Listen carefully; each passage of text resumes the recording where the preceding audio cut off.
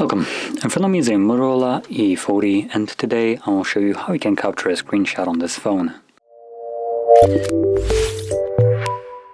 So to get started, you will want to open up content that you wish to capture. I'll be using the home screen as an example for this. So once your content is open and visible, simply hold power key and volume down. So both of those... Oh, that was way too loud. So yeah, both of those keys at the same time. You have a flash along with the sound, and three options should appear, so share, edit, and full page, which I believe refers to a scrollable screenshot. So I'll actually test it out right here.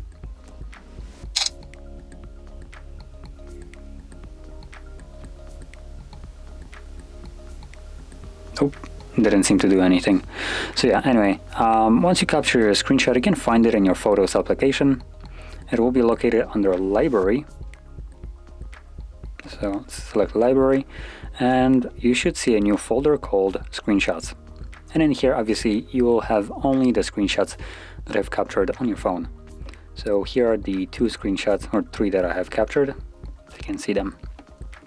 Anyway, that is how you can capture your screenshots, and if you found this very helpful, don't forget to hit like, subscribe, and thanks for watching.